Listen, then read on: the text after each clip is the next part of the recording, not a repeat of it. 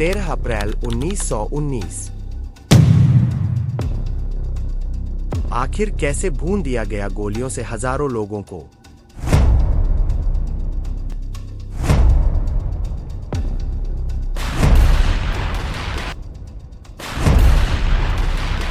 आखिर क्यों कूद गए सैकड़ों लोग कुएं में, चलिए जानते हैं।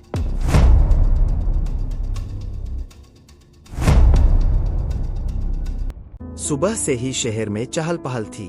गांवों से लोग नए कपड़े पहनकर आए थे। कोई मेले में जाने वाला था, कोई हरमंदिर साहिब में मत्था टेकने, तो कोई उस सभा में शामिल होने जिसमें रॉलेट एक्ट के खिलाफ आवाज उठनी थी। किसी को अंदाजा नहीं था कि शाम होते होते यह दिन भारत के इतिहास का सबसे काला अध्याय बन जाएगा।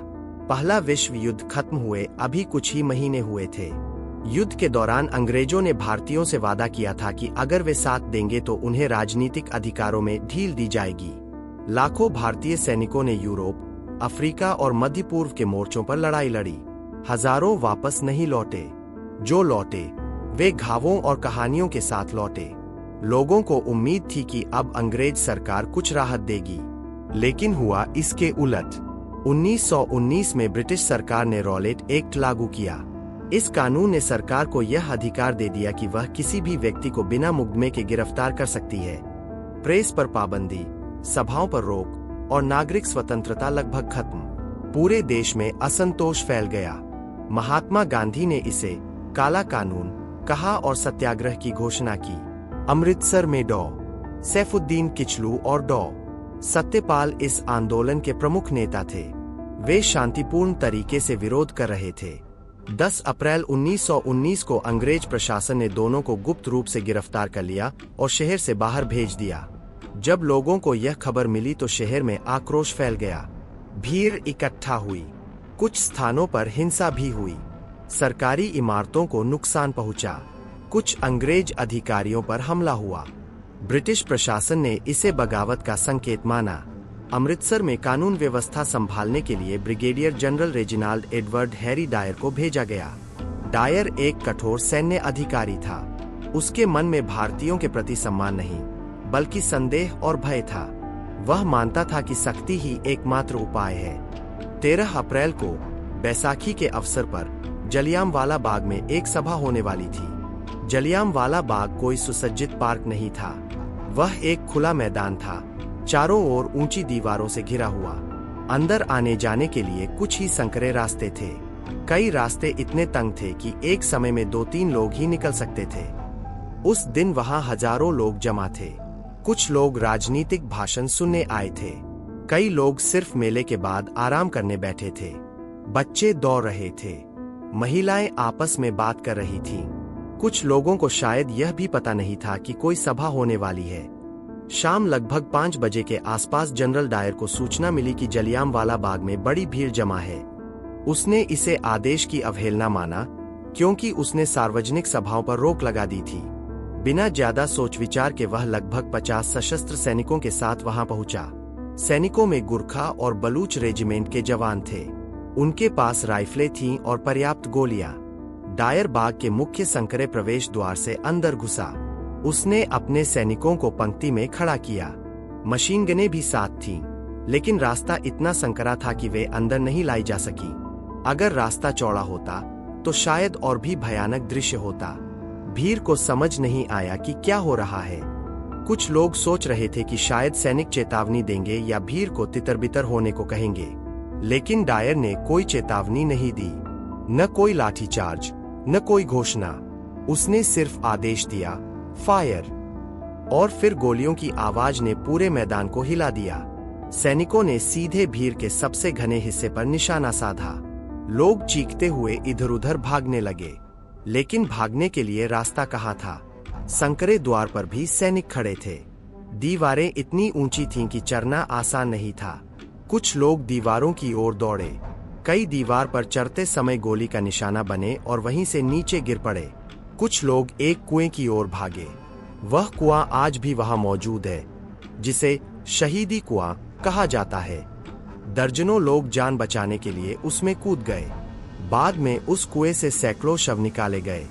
गोलियां लगभग 10 मिनट तक चलती रहीं।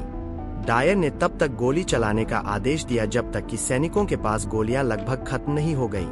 आधिकारिक रिकॉर्ड के अनुसार 1650 गोलियां चलाई गई। जब फायरिंग रुकी तो मैदान में सन्नाटा था, लेकिन वह सन्नाटा मौत का था। जमीन पर लाशें बिखरी थीं, घायल लोग कराह रहे थे, बच्चे अपनी मानों को हिला रहे थे, कोई अपने भाई को ढूंढ रहा था, कोई अपने पिता को पुकार रहा था। सरकारी आंकड़े कहते हैं कि 379 लोग मारे गए और लगभग 1200 घायल हुए, लेकिन भारतीय नेताओं और स्थानीय लोगों का दावा था कि मृतकों की संख्या 1000 से अधिक थी।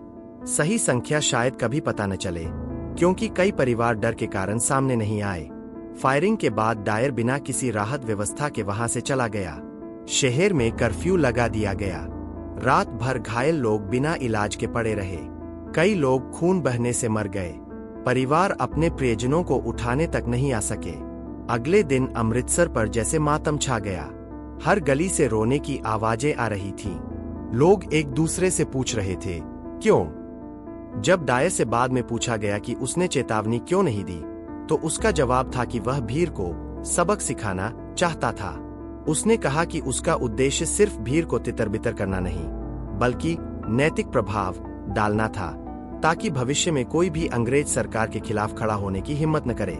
यह बयान सुनकर भारत ही नहीं, बल्कि दुनिया के कई हिस्सों में लोग स्तब्ध रह गए। पंजाब में मार्शल लॉ लागू कर दिया गया। अपमानजनक आदेश दिए गए। एक स्थान पर जहां एक अंग्रेज महिला पर हमला हुआ था, वहां क्रॉलिंग ऑर्डर लागू किया गया। लोगों को उस गली से पेट के बल रेंगकर गुजरना पड़ता था। सार्वजनिक रूप से कोड़े लगाए गए। लोगों को सड़कों पर अपमानित किया गया। यह सब सिर्फ डर फैलाने के लिए किया जा रहा था, लेकिन हुआ उल्टा। डर की जगह गुस्सा पैदा हुआ। रविंद्रनाथ टैगोर, जिन्हें अंग्रेजों ने नाइटहुड की उपाधि दी थी, उन्होंने वह सम्मान लौटा दिया। उन्होंने लिखा कि ऐसे समय में सम्मान धारण करना शर्म की बात है। महात्मा गांधी ने असहयोग आंदोलन की नींव रखी। अब संघर्ष का स्वरूप बदलने वाला था। ब्रिटिश सरकार ने जांच के लिए हंटर आयोग बनाया। डायर को बुलाया गया। उसने अपने फैसले का बचाव किया। उसने कहा कि अगर रास्ता चौड़ा होता तो वह मशीन गन भी इस्तेमाल करता। उसने यह भी कहा कि अगर और गोलियां होती तो वह और चलवाता। आयोग ने उसकी कार्रवाई को गलत ठहराया, लेकिन उसे कोई कठोर सजा नहीं दी गई। उसे सिर्फ पद से हटाया गया। इंग्लैंड में कुछ लोगों ने उसे नायक की तरह सम्मानित किया और उसके लिए चंदा इकट्ठा किया।